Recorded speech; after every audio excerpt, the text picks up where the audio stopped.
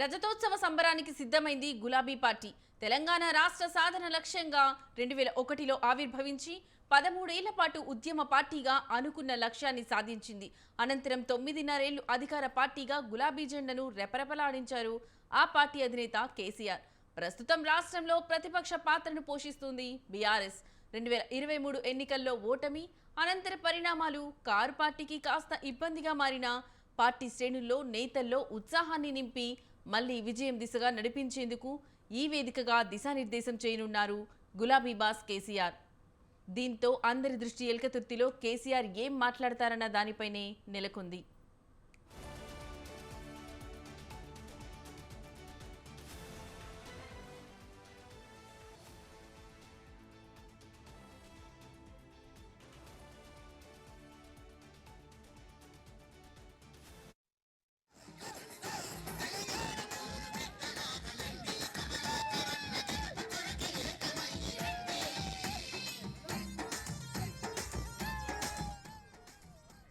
హనుమకొండ జిల్లా ఎల్కతుర్తిలో నిర్వహించనున్న భారీ బహిరంగ సభకు రాష్ట్రం నలుమూలల నుంచి ప్రజలు, పార్టీ కార్యకర్తలు, నాయకులు భారీగా తరలివస్తున్నారు.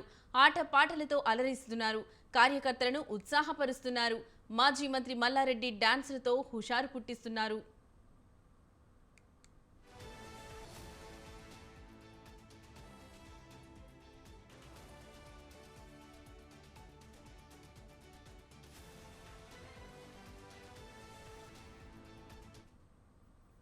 ప్రధానంగా 159 ఎకరాలు సభాస్థలికి కేటాయించారు. మిగిలిన 1000 ఎకరాలను 5 జోన్లుగా విభజించి వాహనాల పార్కింగ్కు కేటాయించారు. పార్టీ అధినేత కేసీఆర్ ప్రసంగాన్ని అందరూ వీక్షించేలా 8 అడుగుల ఎత్తు, 150 అడుగుల వెడల్పు, 100 అడుగుల పొడవులో నిర్మిస్తున్న బాహుబలి వేదికను ఏర్పాటు చేశారు.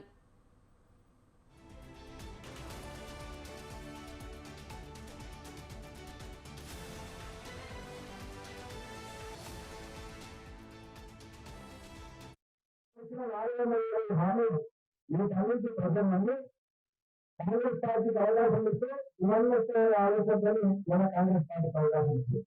కానీ సరిగ్గా 500 ఏళ్ళు కాంగ్రెస్ పార్టీ పరిపాలన అయిపోయింది. ఈ 500 ఏళ్ళు కాంగ్రెస్ పార్టీ పరిపాలనలో ఆరోగ్య బంగారం వచ్చిందా? ప్రతి ఆరోగ్య 20,000 వచ్చినాయా? 18 కూడా ఆరోగ్య వచ్చిందా? ప్రతి నిరుద్యోగికి 4 విషయాలు వచ్చిందా? ప్రతి విద్యార్థికి ఉద్యోగాలు వచ్చిందా? సంవత్సరాలు 7 ఉద్యోగాలు వచ్చిందా? రైతు బాధ్యత 15 వచ్చిందా? అదేవిధంగా రుణమాఫీ 2 లక్షలు అన్ని గ్రామాల్లో 100% వచ్చిందా? ఆ 20,000 గతాల తలనిచ్చి 5 లక్షల నుంచి కలిసి 9 లక్షలు వచ్చిందా? ఏం చేసింది?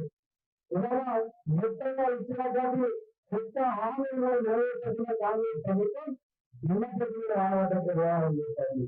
ఏం చేస్తున్నారు? మోసే పేరుట హైదరాబాద్ లో పేదరింది కూడా పోతా ఉన్నారు. హైదరాబాద్ లో పేదరింది కూడా పోతా ఉన్నారు. అందుకని ఇక్కడ చెల్లెల్లో విమర్శలు వహిస్తా ఉంది. అంటే ఇవాళ హైదరాబాద్ పేరుట చెల్లెల చెల్లెల పేదరింది కూడా పోతే కార్యక్రమం చేస్తా ఉన్నారు. దేశంలో లంబాల బిడ్డలు అంతరాలు ఆరోగ్యంగా పోతున్నారు. మన హైదరాబాద్ సెంట్రల్ యూనివర్సిటీలో 400 ఎకరాలు బలవంతంగా పెట్టుకొని అక్కడ బిడ్డలు విద్యార్థులు అర్థమైతే వాళ్ళు కొట్టి ఉన్నటువంటి కేసులు కూడా మేము చూస్తా ఉన్నారు. రాష్ట్రంలో ఇవాళ శాంతి భద్రత లేదు. రాష్ట్రంలో సంక్షేమం లేదు. రాష్ట్రంలో అభివృద్ధి లేదు. అసలు రాష్ట్రంలో పరిపాలన ఉన్నవల్ల అభివృద్ధి కాంగ్రెస్ పార్టీ నాయకుల బంధుత్వం తప్ప రాష్ట్రంలో సంక్షేమ అమలంతో అభివృద్ధి కార్యక్రమం అమలంతో రాష్ట్ర ప్రధానికులు అంతా ఇవాళ చాలా నిరుత్సాహంలో ఉన్నారు.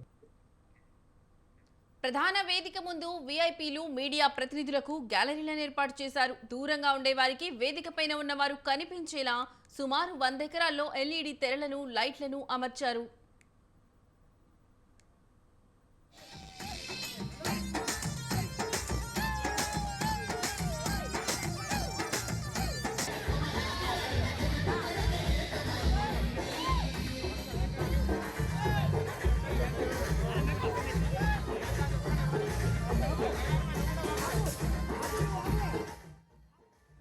ఇప్పటికే ఉమ్మడి వరంగల్ జిల్లా వ్యాప్తంగా మాజీ మంత్రులు, ఎమ్మెల్సీలు, మాజీ ఎమ్మెల్యేలు, ముఖ్య నాయకులు, నియోజకవర్గాలు, మండలాల వారీగా సన్నాహక సమావేశాలు నిర్వహించి జన సమీకరణపై పూర్తి చేశారు.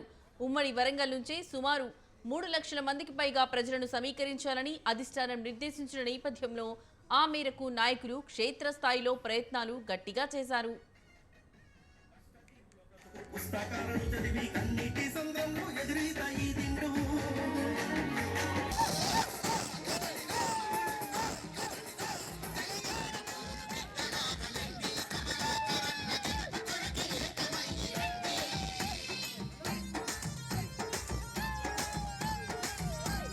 ఈరోజు తెలంగాణ వ్యాప్తి మొత్తం కూడా తెలంగాణ అంతా కూడా ఒక పండుగ వాతావరణం ఉన్నది.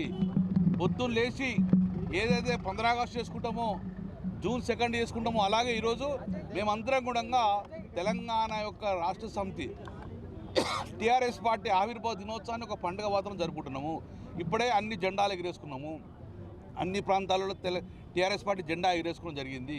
మేమందరం మళ్ళీ వెహికల్ అరేంజ్ చేసుకున్నాము. ఈరోజు 20 సంవత్సరాలు జరుపుకుంటున్న సిల్వర్ జూబ్లీ ఫంక్షన్ జరుపుకుంటున్న మా టీఆర్ఎస్ పార్టీ అధినేత కేసీఆర్ను చూడాలని చెప్పి లక్షలాది మంది ఈరోజు కరీంనగర్ నుంచి కదులుతున్నారు. మా ఆఫీసు చుట్టూ కూడా మాకు వెహికల్ ఉందా అనే పరిస్థితి వచ్చింది. అంటే ఈరోజు కేసీఆర్ గారు స్థాపించిన పార్టీ టీఆర్ఎస్ పార్టీ అంటే ఒక పార్టీగా పరిమితం చేసుకోకూడదు. ఈరోజు తెలంగాణ ప్రజలందరూ కూడా ఈరోజు అభిమానులందరూ కూడా జరుపుకునే పండుగ ఈరోజు సిల్వర్ జూబ్లీ ఫంక్షన్. అందుకే ఈరోజు ప్రతి ఒక్క తెలంగాణ అభిమాని, టీఆర్ఎస్ పార్టీ కార్యకర్త అందరు కూడా ఈరోజు మా కార్యక్రమానికి ఇల్కతుర్తి పోతున్నారు. కాబట్టి డెఫినెట్గా 1,70,000 మంది పైచిలకు ఈరోజు కరీంనగర్ ఉమ్మడి కరీంనగర్ నుంచి మేము ఇల్కతుర్తికి ఈ సిల్వర్ జూబ్లీ ఫంక్షన్ పోతున్నాం. ఇప్పటికే కొన్ని వెహికల్స్ స్టార్ట్ అయినాయి, మేము కూడా స్టార్ట్ అయిపోతున్నాం. ఎందుకంటే ఎంత తొందర పోతే అంత తొందర పార్కింగ్ ముందుకు పోతాం కాబట్టి అందుకే తొందరగా స్టార్ట్ అయిపోతున్నాం. ఈరోజు తెలంగాణ వ్యాప్తి మొత్తం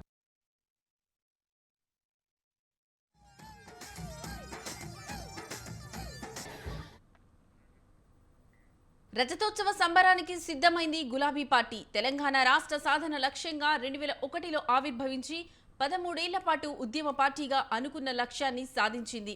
ఇక ఇదే అంశానికి సంబంధించిన మరింత సమాచారం మా కరెస్పాండెంట్ సుధాకర్ లైవ్ ద్వారా అందిస్తారు. సుధాకర్, చెప్పండి, ఈ యొక్క సందర్భంగా అక్కడున్న ఏర్పాట్లు ఎలా ఉన్నాయి? లక్ష్మి, ఇల్కతుర్తి ప్రాంతంలోనే నిర్వహిస్తున్న ఒక భారీ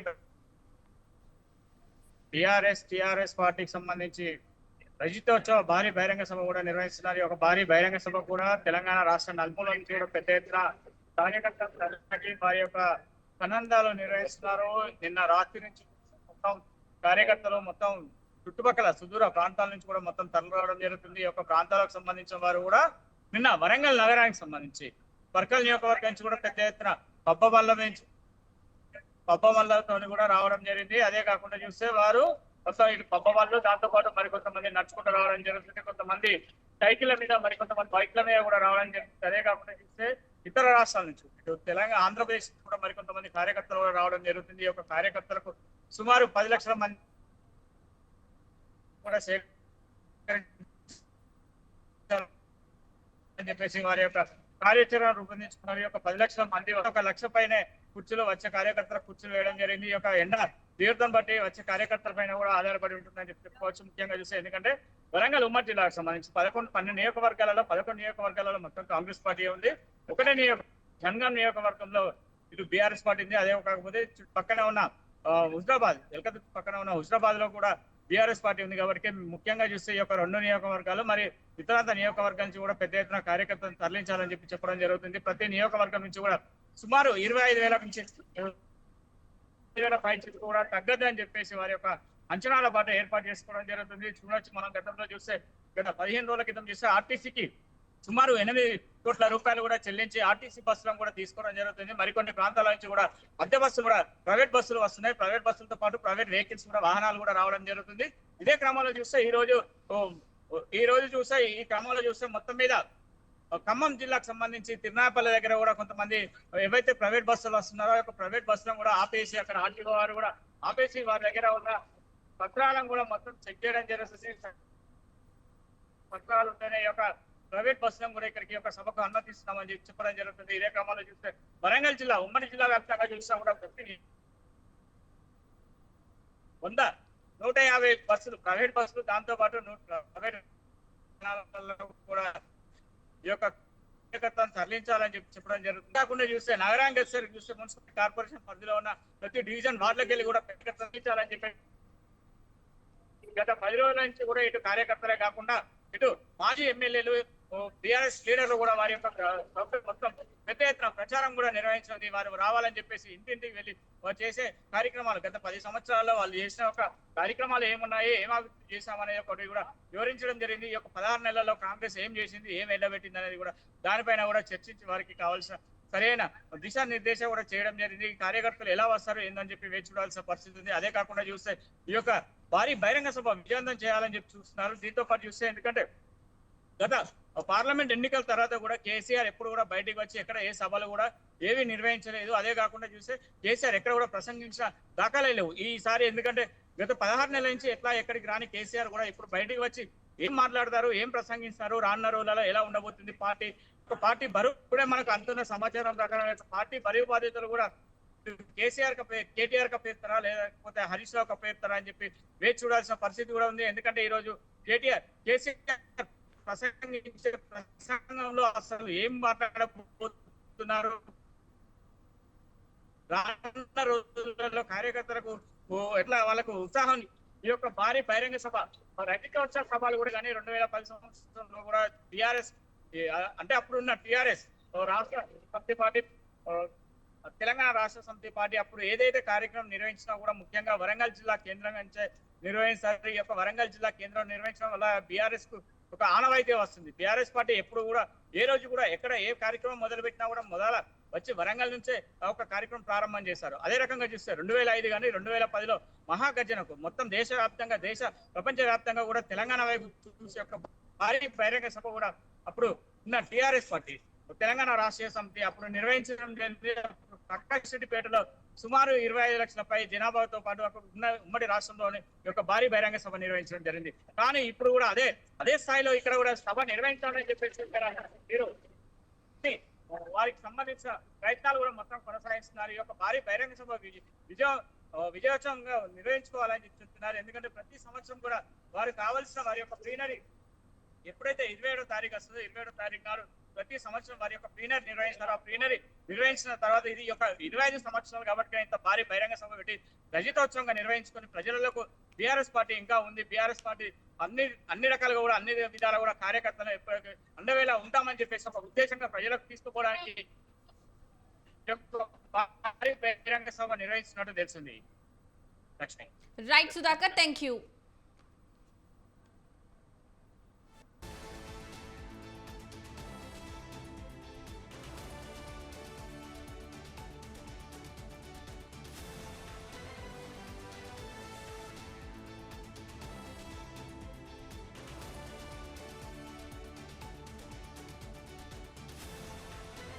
హనుమకొండ జిల్లా ఎల్కతుర్తిలో నిర్వహించిన భారీ బహిరంగ సభకు రాష్ట్రం నలుమూలల నుంచి ప్రజలు, పార్టీ కార్యకర్తలు, నాయకులు భారీగా తరలివస్తున్నారు.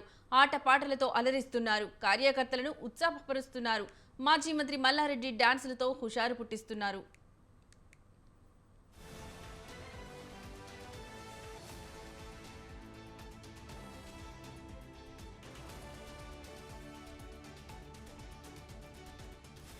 ప్రధానంగా 159 ఎకరాలు సభాస్థలికి కేటాయించారు. మిగిలిన 1000 ఎకరాలను 5 జోన్లుగా విభజించి వాహనాల పార్కింగ్కు కేటాయించారు.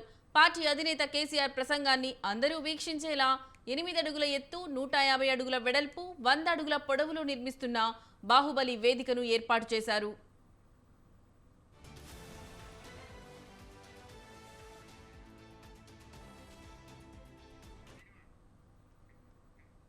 ఇక ఇదే అంశానికి సంబంధించిన మరింత సమాచారం మా కరెస్పాండెంట్ శ్రీనివాస్ ఫోన్ ద్వారా అందిస్తారు. శ్రీనివాస్, చెప్పండి, మీ దగ్గర ఉన్న లేటెస్ట్ అప్డేట్స్ ఏంటి? లక్ష్మి, బీఆర్ఎస్ రైతోత్సవ మహాసభకు తెలంగాణ రాష్ట్ర వ్యాప్తంగా భారీ ఎత్తున ప్రజలు తరలిన పరిస్థితి కనబడుతుంది. ముఖ్యంగా మంచిర్యాల, అసెంబ్లీ జిల్లాలో కూడా పెద్ద ఎత్తున కార్యక్రమాలు తరలిస్తున్నారు. బీఆర్ఎస్ పార్టీ ఒక ప్రతిష్టాత్మకంగా చేపడుతుంది రైతోత్సవ మహాసభకు మంచిర్యాల జిల్లా టీఆర్ఎస్ పార్టీ అధ్యక్షుడు బాల్క సుమన్ గత 3 రోజులుగా తన జిల్లాలో కార్యకర్తలను కూడా సభాకాశాలను కూడా ఏర్పాట్లను చేసిన పరిస్థితి కనబడుతుంది. ఈరోజు ఉదయం 8 గంటలకు చెన్నూరు కాన్స్టిట్యున్సీ కేంద్రం నుండి కూడా భారీ ఎత్తున ఆర్టీసీ బస్సులు అదేవిధంగా కార్లను కూడా ర్యాలీగా తరలి వెళ్ళిన పరిస్థితి కనబడుతుంది. అదేవిధంగా కొమరభీం ఆసిఫాబాద్ జిల్లా నుండి స్థానిక ఎమ్మెల్యే కోవ లక్ష్మి, అదేవిధంగా సిర్పూర్ కాన్స్టిట్యూన్సీ నుండి కూడా ఆర్ఎస్ ప్రవీణ్ కుమార్ కూడా పెద్ద ఎత్తున కార్యకర్తలు తరలించబడుతూనే ఉంటుంది. ముఖ్యంగా బీఆర్ఎస్ పార్టీ ప్రతిష్టాత్మకంగా చేపడుతున్న ఈ రజోత్సవ మహాసభకు కరీంనగర్, మన మంచిర్యాల జిల్లా నుండి కానీ ఆసిఫాబాద్ జిల్లా నుండి భారీ ఎత్తున ప్రజలు తరలివెళ్తున్నారు. ఇదే విధంగా ఈ రోజు సాయంకాలం కేసీఆర్ సభలో ప్రసంగించే ప్రసంగం పైన కూడా అందరూ ఆసక్తికరంగా పడుతుంది. కేసీఆర్ ఏం మాట్లాడబోతున్నారు, ఈ సభలో ఎలాంటి హామీ చేయబోతున్నారు, ప్రజలకు కాంగ్రెస్ పార్టీ ఎలాంటి ద్రోహం చేసిన అంశాలు కూడా ప్రజలు ఆసక్తికరంగా అవకాశం కనబడుతుంది. ముఖ్యంగా మంచిర్యాల జిల్లా నుండి ఇటు అసలు గమనించిన భారీ ఎత్తున కార్యకర్తలు తల్లి పరిస్థితి కనబడుతుంది. Lakshmi. Right Srinivas, thank you.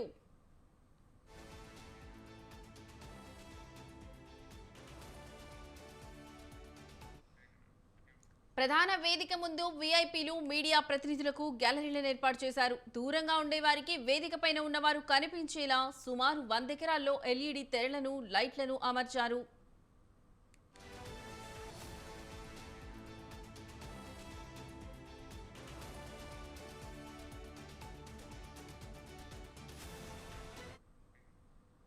ఇప్పటికే ఉమ్మడి వరంగల్ జిల్లా వ్యాప్తంగా మాజీ మంత్రులు, ఎమ్మెల్సీలు, మాజీ ఎమ్మెల్యేలు, ముఖ్య నాయకులు, నియోజకవర్గాలు, మండలాల వారీగా సన్నాహక సమావేశాలు నిర్వహించి జన సమీకరణపై పూర్తి చేశారు. ఉమ్మడి వరంగల్ నుంచి సుమారు 3 లక్షల మందికి పైగా ప్రజలను సమీకరించాలని అధిష్టానం నిర్దేశించిన నేపథ్యంలో ఆ మేరకు నాయకులు క్షేత్రస్థాయిలో ప్రయత్నాలు గట్టిగా చేశారు.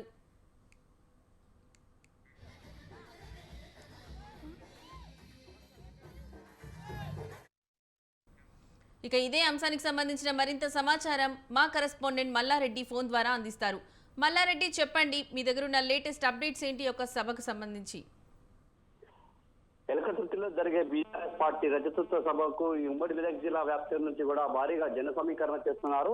మాజీ మంత్రి హరీష్ రావు స్వయంగా తన భుజ సస్కంధాలకు వేసుకొని ఉమ్మడి జిల్లా వ్యాప్తంగా అన్ని నియోజకవర్గాల నుంచి అధికంగా జన సమీకరణ విషయంగా జిల్లా నాయకులతోని, సీనియర్ నాయకులతోని, ఎమ్మెల్యేలతోని, మాజీ ఎమ్మెల్సీలతో కూడా సమీక్షా సమావేశాలు నిర్వహించుకుంటూ ఈ దిశానిర్దేశం చేసి జన సమీకరణ అధికంగా జన సమీకరణ చేస్తున్నారు. ముఖ్యంగా ఈ గత 2 నెలల నుంచే మాజీ సీఎం కేసీఆర్ తన యొక్క ఫామ్ హౌస్ లో ఎమ్మెల్యేలతోని, మాజీ ఎమ్మెల్సీలతో, ఎమ్మెల్సీలతోని, సీనియర్ నాయకులతో కూడా సమీక్షా సమావేశం నిర్వహించి అధికంగా జన సమీకరణ దిశానిర్దేశం చేయడం కూడా మనకు తెలిసిన విషయమే. ముఖ్యంగా సిద్దిపేట మీదుగానే ఈ అన్ని నియోజకవర్గాలు, మేజర్ జిల్లా అన్ని నియోజకవర్గాల నుంచి, నిజామాబాద్ నుంచి ఈ విధంగానే భారీ వాహనాలలో బస్సుల్లో డిసెంబర్లో కార్లలో కూడా తరలి వెళ్ళడం జరుగుతుంది. ఇప్పుడే ఇంతకు ముందే మాజీ మంత్రి హరీష్ రావు తన అనుచర వర్గంతో కూడా బయలుదేరడం కూడా జరిగింది.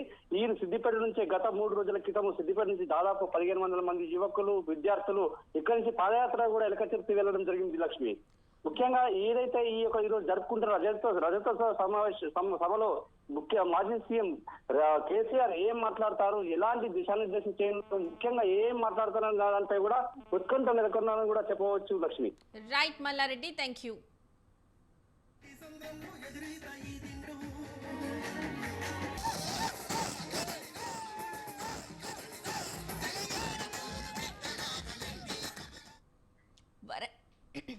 వరంగల్తో పాటు రాష్ట్ర వ్యాప్తంగానూ పలు జిల్లాల్లో సభకు మద్దతుగా ర్యాలీ నిర్వహిస్తున్నారు. 5 రోజుల కిందట సూర్యాపేట నుంచి బయలుదేరిన ఎడ్ల బండ్లు నిన్న రాత్రికి ఎల్కతుర్తికి చేరుకున్నాయి.